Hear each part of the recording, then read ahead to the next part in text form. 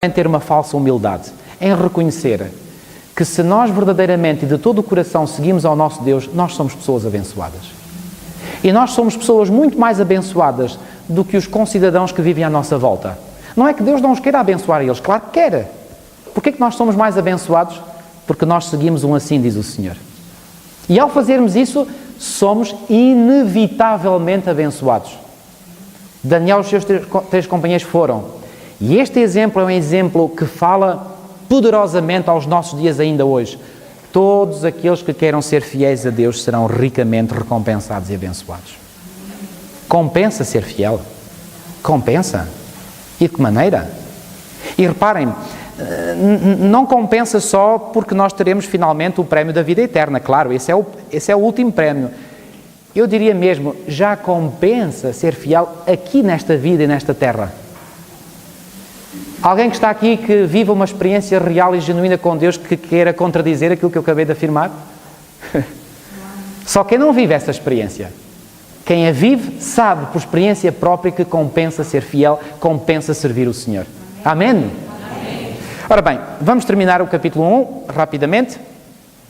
Então o rei, versículo 18, vencido o tempo determinado pelo rei, que eram os tais 3 anos, para que os trouxessem, o chefe dos eunucos os trouxe à presença de Nabucodonosor. Então o rei falou com eles, e entre todos não foram achados outros como Daniel, Ananias, Misael e Azarias, por isso passaram a assistir diante do rei. Em toda a matéria de sabedoria e de inteligência sobre que o rei lhes fez perguntas, os achou 10 vezes mais doutos do que todos os magos e encantadores que havia em todo o seu reino. Reparem bem, diz aqui que o rei os achou 10 vezes mais doutos. Como é que ele conseguiu descobrir isso? Fez-lhes um tipo de prova oral. E nessa prova oral fez-lhes várias perguntas e eles saíram-se muito bem. Agora eu pergunto, já agora, será que o rei tinha algum tipo de escala de coeficiente de inteligência para medir quantitativamente se eles tinham um QI 10 vezes mais elevado do que os outros? Mas é que aqui diz que eles eram 10 vezes mais doutos. Como é que o rei teve a possibilidade de quantificar que eram 10? Podiam ser 9, ou até podiam ser 12. Porquê que diz 10? Sabem porquê? Há aqui uma intenção deliberada ao aparecer aqui esta expressão 10 vezes nesta parte do texto. Sabem qual é essa intenção? É fazer recordar a cada um de nós, leitores deste livro, de que esta expressão 10 vezes, ou seja, eles serem 10 vezes mais doutos, eles foram 10 vezes mais doutos, porque nos 10 dias de prova, eles passaram por essa prova e foram fiéis. Este 10 não é necessariamente uma medida quantificativa, é para recordar de que eles eram mais doutos do que os outros, porque no tempo de prova, passaram por esse tempo de prova e foram fiéis. Meus amigos, todos nós, de uma forma ou de outra, passamos pelo tempo de prova na nossa vida. Se nesses tempos de prova nós permanecermos fiéis, podemos ter a certeza, mais cedo ou mais tarde, nós vamos ser beneficiados. E Daniel e os seus 3 companheiros foram. E finalmente, o grande versículo aqui do capítulo 1, e, enfim, este é a minha maior angústia quando eu falo destes livros, é o tempo. Porque, estão a ver, eu tinha a intenção de falar do capítulo 2, mas não vamos ter tempo de ver todo o capítulo 2. Só vos vou pedir mais 10 minutos, por favor. Reparem como termina o capítulo 1. Diz assim: Daniel continuou até ao 1º ano do rei Ciro. Quem é este rei Ciro? Não é um rei babilónico, é um rei persa. Sabe, este texto é tão simples, parece apenas uma mera indicação temporal. Daniel continuou até ao 1º ano do rei Ciro. Nada de especial. Mas está aqui algo tão importante escondido neste texto. Eu disse-vos há pouco que Daniel e os seus 3 companheiros, 4 jovens, ousaram enfrentar aquele poderosíssimo império, aquela poderosíssima superpotência. Babilónia passou, mas Daniel permaneceu. E sabem o que é que a Bíblia nos diz num outro texto, em 1 de João, no capítulo 2? Leiam, por favor, comigo este texto. 1 de João, capítulo 2. 1 de João, no capítulo 2 e no versículo 17. Foi isto que se passou com Daniel e os seus 3 companheiros, é isto que se poderá passar com cada um de nós. Ora, o mundo passa, bem como a sua concupiscência. Aquele, porém, que faz a vontade de Deus permanece até quando? Para sempre. Extraordinário. Daniel, diante daquele poderosíssimo império, o que é que ele era? Quase ninguém. O império ruiu completamente, mas Daniel permaneceu. O que é um punhado de crentes neste planeta inteiro para fazer face a esse poder babilónico que a Bíblia nos escreve no livro do Apocalipse e que vai ser um poder mundial, global? Um punhado de pessoas ousar enfrentar essa superpotência global que dominará o mundo inteiro? Isso é uma loucura, fazer face a esse poder.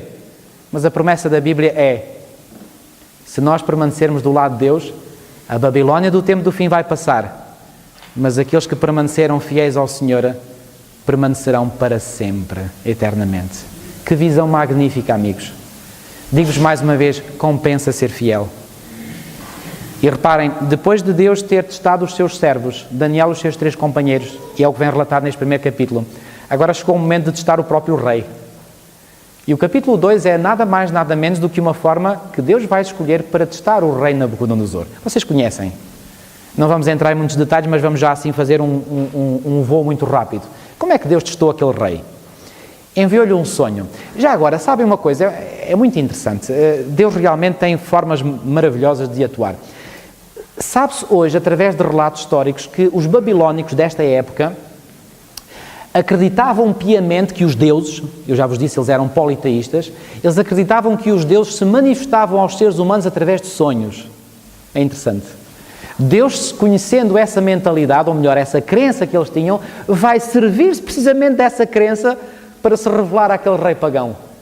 Ou seja, é como se Deus dissesse: vocês acreditam que os deuses falam até a vós por sonhos? Pois é mesmo por essa forma que eu me vou comunicar contigo. E comunicou através de um sonho com o rei Nabucodonosor.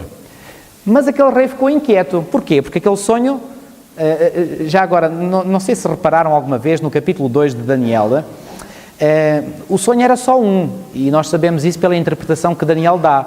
Mas aí aparece a palavra no plural, sonhos. Não sei se já repararam.